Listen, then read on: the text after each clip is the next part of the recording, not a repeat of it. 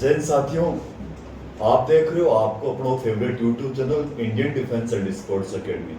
दोस्तों, जैसे कि आप सबको पता है कि आपकी Indian defence and sports academy Jaipur Hathoj में स्थित है और यहाँ पर army, air force, navy, Delhi police, Rajasthan police, SSC GD इन सब का प्रिपरेशन करवाते हैं। फिजिकल और रिटर्न दोनों, गर्ल्स एंड बॉयज हॉस्टल है।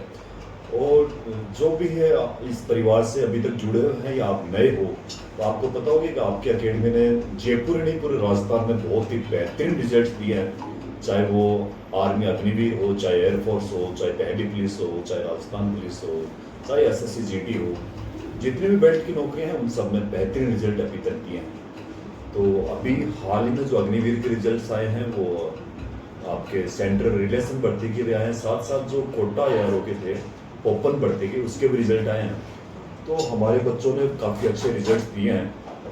आज हमारे एक बच्चा था, एक हमारा गेस्ट है शिवराज सिंह शेखावत, जिसने राजपूत रेजिमेंट में रिलेशन का भर्ती देखा और वो पास हो गया। अभी उसका सिलेक्शन हो गया, उसकी ज्वाइनिंग है। तो आपको मिलाता हूँ आज इस प्लेटफॉर्म के माध्यम से शिवराज सिंह शेखावत से, जो कि सिक्कर सिंहासन से हैं। शिवराज सिंह यहाँ एयरफोर्स एक्स ग्रुप की भी तैयारी कर रहे थे और साथ ही साथ इन्होंने आर्मी GD की तैयारी की। तो अभी इनका आर्मी GD अग्निवीर के अंदर भर्ती हुई है। कौन से सेंटर में देखी आपने भर्ती? राजपूताना रेजिमेंट फतेहगढ़ से इन्होंने भर्ती देखी। और आपके फादर की कौन सी रेजिमेंट थी? राजपूत रेजिमेंट 15 राजपूत से 3 राजपूत से आपके फादर रिटायर्ड है और अभी DSC में सेवारत है। तो जब आपके पापा और मम्मी को पता लगा कि आपका अग्निवीर में सिलेक्शन हो गया, रिजल्ट आया, तो कैसा महसूस हुआ उन्होंने? खुशी हुई सर। एक ही जगह थे आप? पापा छुट्टी आए हुए? हाँ। अच्छा, घर में थे आप? अच्छा, तो अभी आप बताना चाहोगे जब आप इस अकेडमी में आए और यहाँ किस किस तरह से आपने तैयारी की? आपके कई बेरोजगार भाई देख रहे होंगे इस वीडियो को। पहले तो आप इस अकेडमी के बारे में बताओ कि इस अकेडमी में जो सोच के आए थे, जो आपने किसी माध्यम से सुन के यहाँ तक आए थे, वो सारी चीज़ें यहाँ हुई कि नहीं हुई? हुई है सर। अकेडमी में मैं 2022 में आया था सर, यूट्यूब के माध्यम से। मेरी 12th हो गई थी, उसके बाद यूट्यूब को देख के फिर मम्मी यहाँ पे छोड़ने आए थे, आप मिलते, भगवान सर थे। तो पहले तो एयरफोर्स के लिए आया था शुरू के अंदर, साथ में GD की भी तैयारी कर रहा था। तो एयरफोर्स का पहला अटैम्प्ट दिया था, उसमें नहीं हुआ था, तो फिर मैं सोचा कि आर्मी GD की तैयारी करते हैं, क्या पता उसमें हो जाए। तो फिर पहली भर्ती देखी थी तो उसके अंदर से फेल गया था, रनिंग में नहीं हो पाया था। फिर तो आपने जिस तरह से देखा, इस बच्चे ने पहले एयरफोर्स एक्स ग्रुप की तैयारी की, साथ साथ फौज की भी तैयारी कर रहा था क्योंकि इसके फादर ऑलरेडी राजपूत रेजिमेंट में नौकरी कर रहे थे। इस बच्चे ने क्या शुरू में आया तो इसने कहीं फिजिकल एक्टिविटी ढंग से नहीं की होगी या शुरुआत ही की होगी, ये फिजिकल में रिलेशन भर्ती के अंदर ही फेल हो गया था। और फिर इनके कोच थे एक्स आर्मी पर्सन भगवान सिंह सर और हमारे महेंद्र जी, उन्होंने आपके साथ फिजिकल में काफ़ी अच्छा मोटिवेट किया हुआ, अच्छा दिन रात मेहनत की होगी और आपने फिजिकल क्लियर कर लिया। तो जिस दिन फिजिकल क्लियर किया उस दिन भी कुछ अलग ही खुशी मिली हुई, क्योंकि जो एक बार आदमी असफल हो जाता है उसके बाद सफलता मिलती है उसी क्षेत्र में, अलग ही खुशी मिलती है। तो अलग ही खुशी मिलती है। तो अब आपका जैसे फिजिकल हो गया तो पढ़ाई आपने फिजिकल के साथ साथ जारी रखी, आप फिजिकल के बाद? नॉर्मल पढ़ाई कर लिया था सर, फिजिकल के साथ साथ। तो अच्छा, सब कुछ होने के बाद थोड़ी ज़्यादा उसके बाद आपने पढ़ाई कंटिन्यू शुरू कर दी। तो आपके 4 टीचर्स आते हैं पढ़ाने के लिए, तो चारों की मेहनत बराबर थी या किसी एक टीचर को आप लोग नहीं, उनका तो बहुत बेस्ट था? चारों की मेहनत बराबर थी। खासकर महावीर सर सुबह भी आते थे, शाम को भी आते थे पढ़ाने के लिए। महावीर जी का काफ़ी आपके साथ सहयोग रहा, उनके मार्गदर्शन काफ़ी अच्छा रहा। तो महावीर जी, अगर आप भी इस वीडियो को देख रहे हो तो आपको बहुत बहुत धन्यवाद इस अकेडमी परिवार की ओर से, साथ ही शुभकामनाएं कि आपके स्टूडेंट आपको बहुत अच्छा पसंद करते हैं, आप उनके साथ अच्छी मेहनत करते हो और एक बेरोजगार युवा का भविष्य सुधारते हो। ऐसे टीचर्स होने चाहिए समाज में। आपने जब फिजिकल हो गया उसके बाद कितने घंटे तक कंटिन्यू पढ़ाई वगैरह की? कंटिन्यू तो सर शुरू में तो रूटीन नहीं बैठता था, तो कभी 1 घंटा कभी 2 घंटे बैठ के एक बार जाता था। अच्छा। फिर जैसे धीरे धीरे रूटीन बैठा था सर, लास्ट तक जब तक रिटर्न आया तब तक तो सर 4.5-5 घंटे तक बैठता था। 4-5 घंटे आराम से पढ़ाई करते थे। तो आप जैसे बताया कि 22 से आप यहाँ आए थे, अभी 23 चल गई, 1 साल हो गया। तो आप वाली जो पढ़ाई है फिजिकल दोनों ही क्या है, एक टाइम के बाद बोरिंग हो जाता है, फिर आदमी कर नहीं पाता है, रुक जाता है कि बस हो गया यार, आज तो रेस्ट कर लेते हैं। ऐसा आपको भी कभी कभी आया फिर? किया है सर। तो फिर उसमें आप लोगों ने वापस चेंजेस कैसे लाए? चेंजमेंट वही सर, कुछ मोटिवेशनल वीडियोस देख के, आपकी डांट सुन के, भगवान सर की डांट सुन के। डांट भी मिलती है या तो वो डांट से आपको काफ़ी फायदा मिला है? तो डांट वाट तो चलती रहती है। अभी जो बाकी भी कई हैं आपके साथी जो तैयारी इस अकेडमी में कर रहे हैं या अपने गांव डाणी में कर रहे हैं या किसी और दूसरे इंस्टीट्यूट में कर रहे होंगे, उनको आप क्या कहना चाहोगे?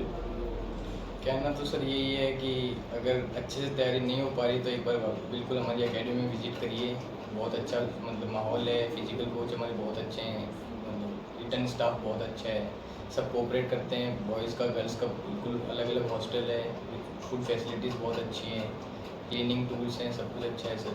फिर दोनों टाइम फिजिकल होता है बहुत अच्छी तरीके से। ये बात तो हो सका आपको अमर सिंह साहब रटा रुटू भी लाए हो, किसी ने नहीं रटाई। लेकिन ये बताओ जो बच्चे अभी तैयारी कर रहे हैं उनको आपने भी बीच में कई लापरवाही की थी, अपना व्यवहार भी खराब हुआ, कई बार मैंने आपको डांटा भी, पीटा भी, गाड़ी गलौज से सारे सिस्टम होते हैं अपने, क्योंकि आपके मम्मी पापा ने फुल छूट दे रखी थी, बोला कैसे भी करके ये नौकरी लग जाए। और वो अच्छा भी रहा कि आज आप सफल हो, तो आपके मम्मी पापा के हमारे रिलेशन और मजबूत हो गए और आपकी नज़रों में भी आज हमारी इज्जत कुछ अलग हो गई। पहले तो आप सोचते थे मुझसे पूरे दिन गाड़ी गलौज ही करता रहता, कोई काम ही नहीं है। जो बच्चे अभी बेरोजगार है, कहीं ना कहीं तैयारी कर रहे हैं खेत खलियान में, गांव डाणी में या फिर किसी डिफेंस एकेडमी में, उनको बीच में ये आलस लेना चाहिए या कंटिन्यू तैयारी रखनी चाहिए, वो बात बताओ, ताकि बच्चे 3-4 महीने में नौकरी लग जाए। आलस तो नहीं लेके आना चाहिए सर, क्योंकि एक बार आलस आ जाता है तो फिर वापस शुरू से रूटीन करना पड़ता है, तो उसके अंदर फिर दिमाग बैठता नहीं है कि यहाँ करूँ ये करूँ। फिर जब एग्ज़ाम पास में आ जाती है तो सब मन करता है कि ये भी पढ़ लूँ, ये भी पढ़ लूँ, वो भी पढ़ लूँ। कंफ्यूज ज़्यादा रहता है, ज़्यादा हो जाते हैं तो बैठ नहीं पाते। क्योंकि आपने राजस्थानी में एक कहावत है, अथेड़ी में सरसों को नहीं उगा करे। तो अगर आपको कोई सफलता लेनी है तो इसका ज़्यादा लंबा सिलेबस नहीं है, आप चाहे आर्मी अग्निवीर में जाओ, एयरफोर्स में जाओ, नेवी में जाओ, अगर 4 महीने आपने पूरा मन लगा के ढंग से, एक तो होता है कि मान नहीं 18 घंटे पढ़ता हूँ, नहीं, आप चाहे 6 घंटे पढ़ो, लेकिन वो पढ़ने के तरीके से पढ़ो। अगर ढंग के तरीके से आप पढ़ते हो, उन तरीकों को फॉलो करते हो, जैसा आप बताते हो उस टाइम टेबल को मैनेज करते हो, तो आपका 4 महीने में सिलेक्शन होना कोई बड़ी बात नहीं है, अचीव हो जाएगा। क्योंकि एक आप भी डिफेंस की तैयारी कर रहे हो, चाहे दिल्ली पुलिस की तैयारी कर रहे हो, बेल्ट की नौकरी की तैयारी कर रहे हो, सिपाही की तैयारी कर रहे हो, आप ऑलरेडी 10th और 12th पढ़े लिखे हमारे पास आते हो। उसके बाद अगर हम बताते हो उतना अगर आप 4 महीने ढंग से मेहनत कर लो तो आपका सिलेक्शन कोई रोक नहीं सकता, क्योंकि मेहनत इस तरह से कर रहे हो। अब आप उसके बीच में 3 दिन गांव चले गए, 4 दिन किसी शादी में चले गए, कहीं दोस्तों में चले गए, आज मेरे पैर दर्द, आज सर दर्द, ही उल्टे सीधे बहाने बना के, और उन 4 महीनों में आप 1-1.5 महीना तो इनमें निकाल देते हो, बाकी आपके बचते हैं जो 2-2.5 महीने, उन 2.5 महीनों में आपको रूटीन वापस आने में भी 15 से 20 दिन लग जाते हैं। ऐसे करके आपकी टोटल 2 महीने की तैयारी रहती है, उसमें सिलेक्शन होने के बहुत कम चांसेस रहते हैं। इन्हीं के साथ का एक और बच्चा है जिसको मैं कल मिलाऊंगा आपको, एक वीडियो आपने पहले भी देखा होगा, युवराज ने सिर्फ 4 महीने में बहुत बढ़िया सिलेक्शन दिया, वो भी रिलेशन का था, और उसने आरटी रेजिमेंट के अंदर वहाँ वैकेंसी भी ज़्यादा आती है। फर्स्ट में उसने जैसे 18 साल के बाद नौकरी लग गया तो उसके माँ बाप का जो खुशी का ठिकाना वो अपने आप में काफ़ी बड़े लेवल का है, वो मैं मेरे शब्दों में वर्णन ही नहीं कर सकता। जब एक फौजी आदमी उसके वो कहीं बॉर्डर्स पर, कहीं फील्ड में कहीं भी नौकरी कर रहा है, उसके बच्चे अगर पीछे सक्सेस हो जाते हैं तो उस सक्सेस रेशियो में सबसे ज़्यादा एक तो उस बच्चे की माँ का हिस्सेदार रहती है। आज ये जो शिवराज बैठा है, इनकी माँ भी, इनके जो पिताजी हैं वो तो मेरे से कभी कभी बात करते थे, बाकी इनकी मम्मी मेरे साथ ही बढ़ती रहती थी, क्या हुआ शिवराज पढ़ नहीं रहा, ये नहीं रहा, जिसका रिजल्ट में क्यों नहीं आया। तो पूरा श्रेय उनको बहुत जाता है कि उन्होंने हमारे अकेडमी का बहुत सहयोग किया, और समय समय पर मेरे साथ भी बढ़ते रहते थे, आप ध्यान नहीं दे रहे हो, शिवराज आज दौड़ा क्यों नहीं, आज परीक्षा क्यों नहीं दी, ऐसी चीज़ें।